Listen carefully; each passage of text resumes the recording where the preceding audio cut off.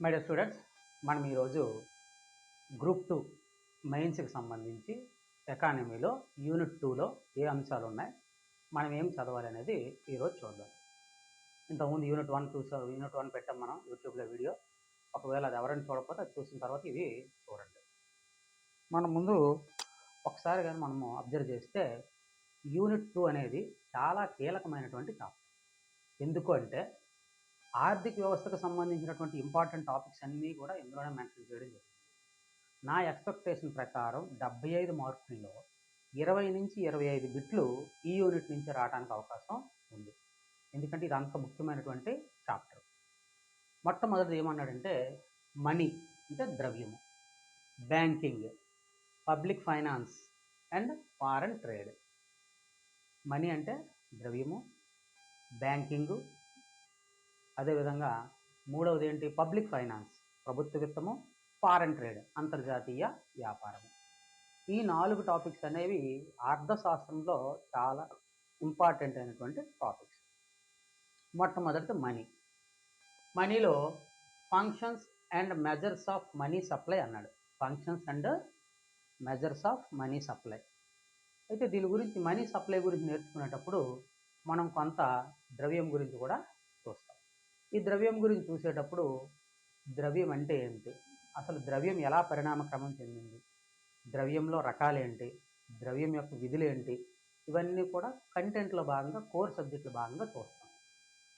నేనేం చెప్తాననేది మీకు ఒక్కొక్క అంశానికి సంబంధించి డీటెయిల్డ్గా మీకు ఈరోజు వివరిస్తాను.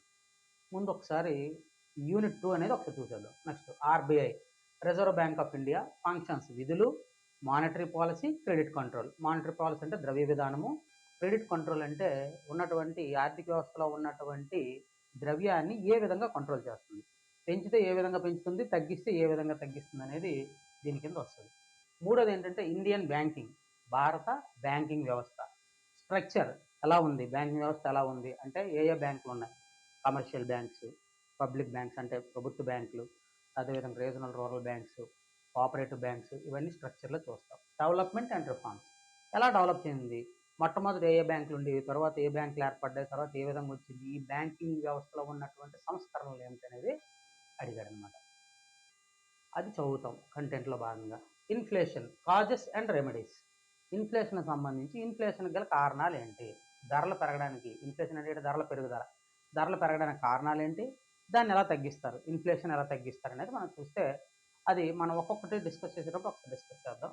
ఇండియాస్ ఫిస్కల్ పాలసీ, విత్త విధానం అంటే బడ్జెట్ సంబంధించినటువంటిది. ఫిస్కల్ ఇంబ్యాలెన్స్ అంటే బడ్జెట్ ఎప్పుడు కూడా లోటు బడ్జెట్గా ఉంటుంది కాబట్టి ఆ బడ్జెట్ లోటు ఎందుకు వస్తుంది ఏంటి అనేది డెఫిషియట్ ఫైనాన్స్, లోటు బడ్జెట్కి సంబంధించినటువంటివి, ఎఫ్ఆర్బిఎం యాక్ట్, ఇవన్నీ కూడా ఇందులో చూస్తాం. ఇండియన్ ట్యాక్స్ స్ట్రక్చర్, ఇండియాలో ఉన్నటువంటి ట్యాక్స్లు ఏంటి, వాటి సంగతి ఏంటి చూస్తాం. జిఎస్టీ ప్రత్యేకంగా మెన్షన్ చేశాడు కాబట్టి జిఎస్టీ గురించి చాలా డీటెయిల్డ్గా మనం చదువుకోవాలి. రీసెంట్ బడ్జెట్, ఈ మధ్యకాలంలో వచ్చినటువంటి 24-25 బడ్జెట్ని మనం చూస్తాం. ఇండియాస్ బ్యాలెన్స్ ఆఫ్ పేమెంట్స్ అంటే ఫారెన్ ట్రేడ్ అన్నాడు కదా, అంతర్జాతీయ వ్యాపారం అన్నాడు కదా, అందులో భాగంగా ఇండియాస్ బ్యాలెన్స్ ఆఫ్ పేమెంట్స్ అంటే ఇండియాలో ఎగుమతులకి దిగుమతులకి మధ్య ఉన్నటువంటి వ్యత్యాసం ఏ విధంగా ఉందనేది చూస్తాం. ఎఫ్డిఐ, ఫారెన్ డైరెక్ట్ ఇన్వెస్ట్మెంట్స్, విదేశాల నుంచి మన దేశానికి వచ్చేటువంటి నిధుల గురించి మనం చూస్తే ఈ చాప్టర్ అనేది అవుతుంది. ఇప్పుడు మనం ఏం చేస్తామంటే ఒక్కొక్కటి డీటెయిల్డ్గా డిస్కస్ చేస్తాం. కంటెంట్లో ఏం చదవాలి, కరెంట్ అఫైర్స్లో మనం ఏం చెప్తాం అనేది క్లారిటీగా మనం ఒక్కొక్కటే చూద్దాం.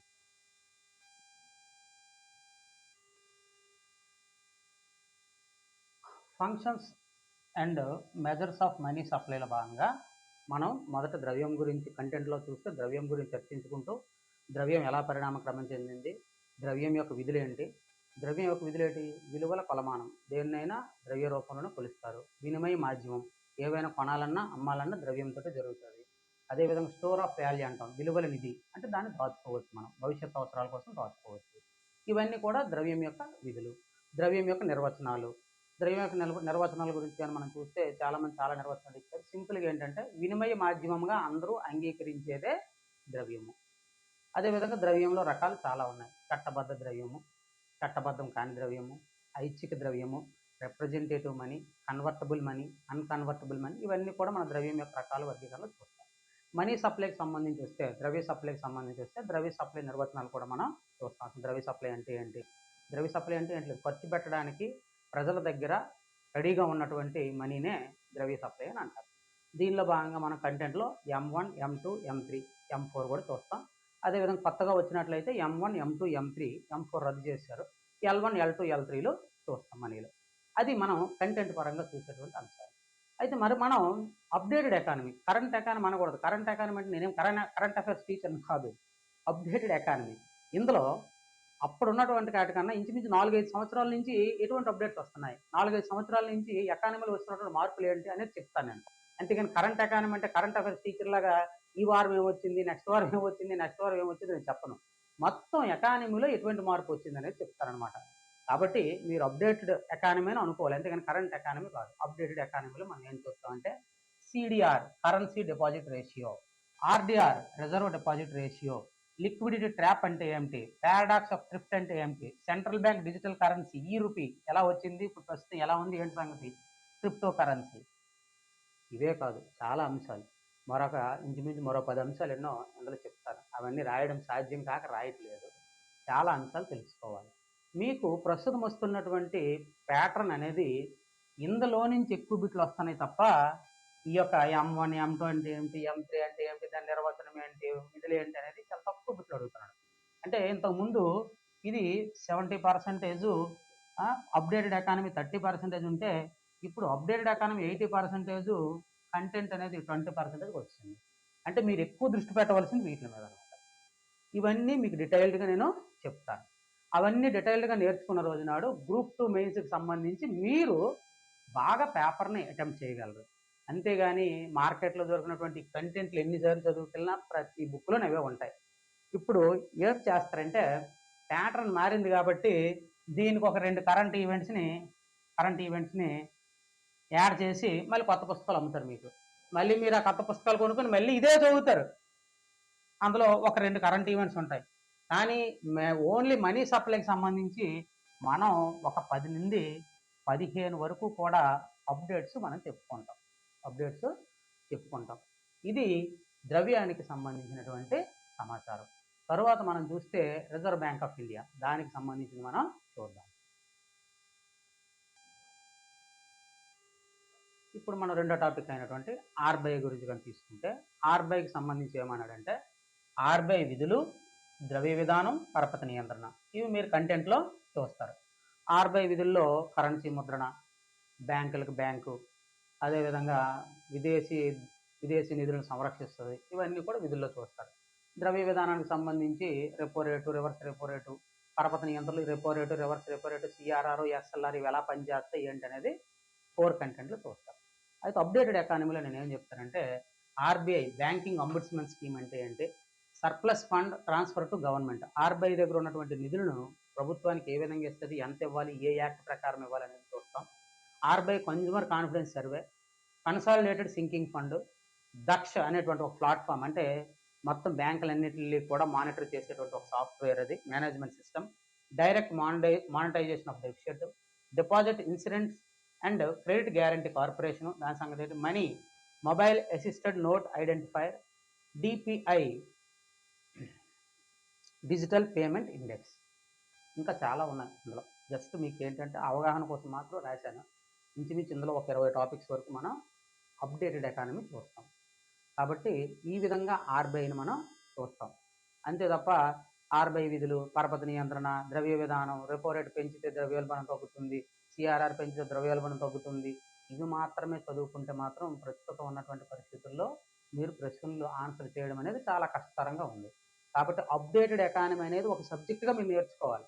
అంతేగాని మొత్తం దీనికి ఒక 2 టాపిక్స్ యాడ్ చేసుకుంటే అవ్వదు. అప్డేటెడ్ ఎకానమీ అనేది ఇప్పుడు ఇస్తున్నటువంటి పేపర్లో 80% వెయిటేజ్ కలిగి ఉంది. కాబట్టి నేను చాలా విషయాలు చెప్తాను అప్డేటెడ్ ఎకానమీలో. ఈ 9 కాదు, ఇంకా మరొక 10-15 విషయాలు ఉన్నాయి.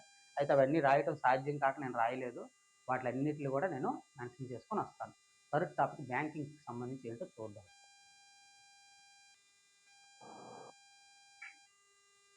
మనం అప్డేట్ చేసుకోవాల్సినటువంటి మరొక ముఖ్యమైనటువంటి టాపిక్ ఏంటంటే బ్యాంకింగ్ సంబంధించి బ్యాంకింగ్ స్వరూపం ఏంటి, బ్యాంక్ యొక్క విధులు ఏంటి అనేది మనం కంటెంట్లో చూస్తాం.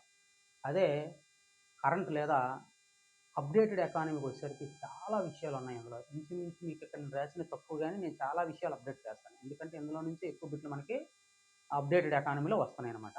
వాటిలన్నిటిని మనం ఆన్సర్ చేయాలంటే అప్డేటెడ్ ఎకానమీ బాగా బ్యాంకింగ్లో మనం తెలుసుకోవాలి. కొన్ని చూద్దాం.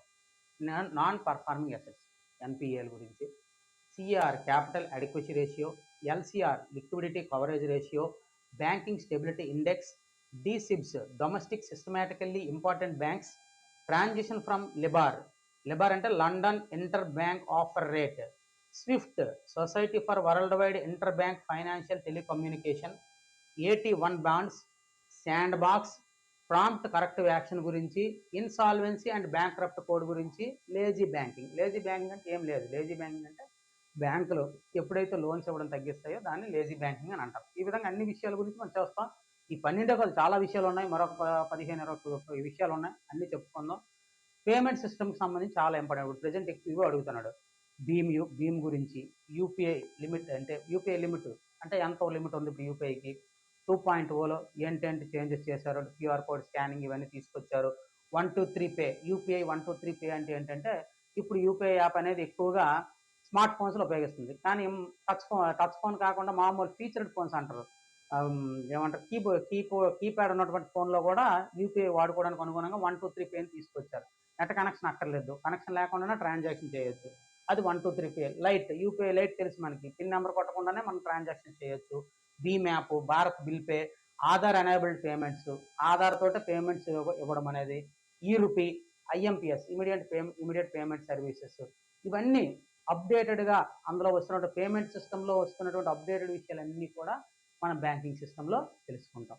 ఈ విధంగా తెలుసుకుంటేనే మీరు ప్రశ్నలకు ఆన్సర్ రాయగలరు తప్ప ఓన్లీ కంటెంట్ మాత్రమే తెలుసుకుంటే మాత్రం మీరు ఎట్టి పరిస్థితుల్లో రాయలేవు. ఇవి కొన్ని ఉదాహరణలు మాత్రమే మీకు తెలియజేశాను నేను. ఇంకా చాలా విషయాలు మనం బ్యాంకింగ్ సిస్టంలో తెలుసుకుందాం. ఇన్ఫ్లేషన్కి సంబంధించి మన కంటెంట్లో ఏం చూస్తామంటే ద్రవ్యోల్బణానికి కారణాలు ఏమిటి, ట్యాక్స్ స్ట్రక్చర్ గురించి చూస్తే పన్ను విధానం అనేది భారతదేశంలో పన్నులు ఏ విధంగా ఉన్నాయి, మొట్టమొదటి ఏ పన్ను పెట్టారు, తర్వాత పన్నులు ఎలా మార్పు చెందుతూ వచ్చాయి, రీసెంట్గా జిఎస్టీ, వీటికి సంబంధించి మనం కోర్లో చూస్తాం. మనం అప్డేటెడ్ ఎకానమీలో equalisation of levy, dividend distribution tax and buyback tax, capital gain tax, commodity transaction tax, changes in corporate tax rates, corporate tax రేట్లో ఏం చేంజెస్ వచ్చాయి, చివరిగా జిఎస్టీలో ప్రస్తుతం వస్తున్నటువంటి మార్పులు ఏంటనేది చూస్తూ బడ్జెట్ 2024-25 చూస్తే అక్కడతో మనకి పబ్లిక్ ఫైనాన్స్ అనేటువంటి టాపిక్ అయిపోతుంది. చివరిది ఏంటంటే ఫారెన్ ట్రేడ్ అంటే అంతర్జాతీయ వ్యాపారం. అంతర్జాతీయ వ్యాపారంలో బ్యాలెన్స్ ఆఫ్ పేమెంట్స్కి సంబంధించి మనం ఏంటంటే ఎగుమతులు చేస్తున్నాం, ఏం దిగుమతులు చేసుకుంటున్నాం, ఈ రెండింటిలో డిఫరెన్స్ ఏ విధంగా ఉంది, అదేవిధంగా ఏది బాగా ఎక్కువ ఎగుమతి చేస్తున్నాం, ఏది దిగుమతి ఎక్కువ చేసుకుంటున్నాం, ఇవన్నీ కూడా కోర్ కంటెంట్లో మనం తెలుసుకుంటాం. తెలుసుకున్న తర్వాత మనం అప్డేటెడ్ ఎకానమీలో ఏం చూస్తామంటే డాలర్ ఇండెక్స్, రూపీ డివాల్యుయేషన్,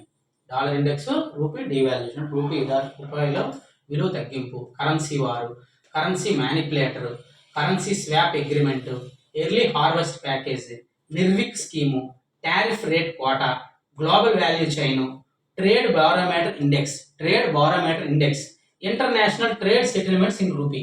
ఈ మధ్య కాలంలో ఏంటంటే ఇంటర్నేషనల్ సెటిల్మెంట్స్ అనేవి రూపాయల్లో కూడా చేయడానికి భారత ప్రభుత్వం నిర్ణయించింది అనమాట. అంటే డాలర్లో చేస్తే డిఫరెన్స్ వస్తుంది అని చెప్పి మేము రూపాయల్లో చేస్తామని చెప్పి కొన్ని దేశాలతో సెటిల్మెంట్స్ రూపాయల్లోనే చేస్తుంది అనమాట. ఈ విధంగా బ్యాలెన్స్ ఆఫ్ పేమెంట్స్ని మనం అప్డేటెడ్ ఎకానమీలో చూస్తాం. చివరిగా ఎఫ్డిఐ, ఫారెన్ డైరెక్ట్ ఇన్వెస్ట్మెంట్స్ ఎలా వస్తున్నాయి ఏంటి, ఈ మధ్య కాలంలో పెరిగాయా తగ్గాయా, ఏ రాష్ట్రానికి ఎక్కువ వస్తున్నాయి ఏ రాష్ట్రానికి తక్కువ వస్తాయి, ఇవన్నీ కూడా మనం ఎఫ్డిఐలో చూస్తాం. చూస్తే మనకి క్షుణ్ణంగా 2వ యూనిట్ అయినట్టు అనమాట. సార్ ఇన్ని చదవాలా, ఆ బుక్ చదవడానికి మార్కెట్లో దొరుకుతున్న బుక్ చదవడానికే మాకు టైం చాలట్లేదు, ఇవన్నీ ఎలా చదువుతామని అంటే మీరు ఏదైతే సబ్జెక్ట్ అనేది టాపిక్ అనేది సిలబస్లో మెన్షన్ చేసాడో అవి మాత్రమే స్టాక్లో చదవండి, మిగిలినవన్నీ చదవకండి. ఆ విధంగా చదువుతూ ఈ అప్డేటెడ్ ఎకానమీ అంతా కూడా మీరు చదివితేనే మీరు గ్రూప్ 2 మెయిన్స్ ఎకానమీలో మంచి మార్కులు తెచ్చుకోగలరు తప్ప మార్కెట్లో దొరుకుతున్న ఒక్క పుస్తకాన్ని చదవడం వల్ల మీకు ఎటువంటి ఉపయోగం ఉండదు. కరెంట్ లేదా అప్డేటెడ్ ఎకానమీని ఒక సబ్జెక్ట్లో చదువుకోవాలి మీరు. ఎందుకంటే 75 మార్కుల్లో 70 to 80% ఇప్పుడు అప్డేటెడ్ ఎకానమీని ఇస్తాడు మీకు. మన 30 బిట్లలో గ్రూప్ 1 ప్రిలిమ్స్లో ఇంచుమించు 25 బిట్ల వరకు కూడా అప్డేటెడ్ ఎకానమీ ఇచ్చాడు. మరి మీకు మార్కెట్లో దొరుకుతున్న పుస్తకాలు చదవడం ఉపయోగం ఏముంది? అలాగని చెప్పి చదవటం మానేయకూడదు. అది చదువుతూ ఎక్కువ ప్రిఫరెన్స్ అప్డేటెడ్ ఎకానమీకి ఇస్తూ ఆ కోర్ కంటెంట్ కూడా చదివితేనే మీరు గ్రూప్ 2 మెయిన్స్లో ఎక్కువ మార్కులు సాధించగలరు. మెయిన్స్లో 4 సబ్జెక్టులు కదా ఉన్నాయి. మరి 4 సబ్జెక్టులు కూడా చాలా డెప్త్గా చదువుకోవాలి. ఇంతకుముందు అంటే జనరల్ స్టడీస్ ఉండేది, చదవడానికి టైం సరిపోయేది కాదు. ఇప్పుడున్న 4 సబ్జెక్టులు. ఈ 4 సబ్జెక్టులు కూడా మీరు ఎంత చక్కగా ఎంత డెప్త్ చదువుకుంటే మీకు పోస్ట్ వచ్చే అవకాశం అంత ఎక్కువగా ఉంటుంది. డెప్త్ చదవడం అంటే ఏం చదవాలని తెలియాలి. డెప్త్ చదవడం అంటే మార్కెట్లో దొరుకుతున్న ఇంత పుస్తకంలో బోల్డ్ డేటా ఉంటుంది. 91లో ఎంత శాతం, 95 ఎంత శాతం, 98 ఎంత శాతం, 2001లో ఎంత శాతం, 2010లో ఎంత శాతం అని ఉంటాయి. ఆ శాతాలన్నీ గుర్తుపెట్టుకోవడం మానవ మాతృడికి అసాధ్యం. రీసెంట్గా ఏదైనా ఇంపార్టెంట్ అయితే రీసెంట్ డేటా ఉంటే మాత్రం గుర్తుపెట్టుకోండి. మిగిలినవన్నీ కూడా టాలీ చేసుకోండి. అప్పటి నుంచి ఎప్పుడు పెరిగిందా తగ్గిందా అటువంటి టాలీ చేసుకొని చదవాలి తప్ప ఆ డేటాలన్నీ గుర్తుపెట్టుకోవాలంటే మీకు సంవత్సరం కాదు కదా 2 సంవత్సరాలు చదివిన ఎకానమీకి సమయం సరిపోదు. నేను ఇస్తున్నటువంటి ఈ అప్డేటెడ్ ఎకానమీని చదివితేనే మీరు మంచి మార్కులు స్కోర్ చేయగలరు. ఈ అప్డేటెడ్ ఎకానమీ మీకు ఎక్కడా కూడా దొరకదు. మన యూట్యూబ్ ఛానల్లో మాత్రమే మీకు దొరుకుతుంది. అదేవిధంగా దీన్ని అంతటా ఒక స్ట్రక్చర్గా ఏ యూనిట్కి ఆ యూనిట్ కూడా చేసి పెడతాను. కాబట్టి మీరు అందరూ కూడా ఎకానమీ బై శ్రీనివాస్ ఈ యొక్క ఛానల్ సబ్స్క్రైబ్ చేయండి, లైక్ చేయండి, షేర్ చేయండి. అదేవిధంగా గ్రూప్ 2 మీ స్నేహితులందరికీ షేర్ చేయండి. అందరికీ ఉపయోగపడుతుంది. ఇది ఎవ్వరు ఎక్కడ మీరు కావాలంటే మీరు ఎకానమీ ఫ్యాకల్టీ పెద్ద ఫ్యాకల్టీ ఉన్నారు. 9,000 10,000 కూడా కోర్స్ అమ్ముతున్నారు. ఆ ఫ్యాకల్టీ నోట్స్లు అయినా సరే ఒకసారి అబ్జర్వ్ చేయండి. ఈ యూనిట్లో ఏ యూనిట్లో నేను ఇప్పుడు చెప్పినవి ఈ యొక్క మనీలో కానీ, బ్యాంకింగ్లో కానీ, ఆర్బీఐలో కానీ, ఫిస్కల్ పాలసీలో కానీ, ఫారెన్ ట్రేడ్లో కానీ ఈ టాపిక్స్ కానీ కవర్ చేసి ఉంటే నా ఛానల్ని వెంటనే అన్సబ్స్క్రైబ్ చేసేయండి. అంత కాన్ఫిడెంట్గా చెప్తున్నాను. ఇక్కడ దొరికినటువంటి ఈ ఛానల్లో దొరికినటువంటి కంటెంట్ మీకు ఎక్కడా దొరకదు. ఇది ప్రీమియం కంటెంట్. ఈ కంటెంట్ని నేను మీకు అందిస్తాను. మిమ్మల్ని గ్రూప్ 2 మెయిన్స్లో అందరికన్నా కనీసం 20 to 25 మార్క్స్ ఎక్కువ చేసేటట్టు చేయడమే నా యొక్క లక్ష్యం. కాబట్టి ప్లీజ్ అందరూ సబ్స్క్రైబ్ చేయండి, షేర్ చేయండి, లైక్ చేయండి, కామెంట్ కూడా చేయండి. మీరు ఏంటంటే మీకు ఏదైతే నచ్చుతుందో అది పెట్టండి. లేదు పలానా టాపిక్ చేయండి సార్ అంటే అది కూడా కామెంట్ రూపంలో పెడితే ఆ టాపిక్ కూడా చేసి పెడతాను. అందరికీ కూడా మరొకసారి అందరూ కూడా నా ఛానల్ సబ్స్క్రైబ్ చేయాలని కోరుతూ థ్యాంక్ యూ స్టూడెంట్స్.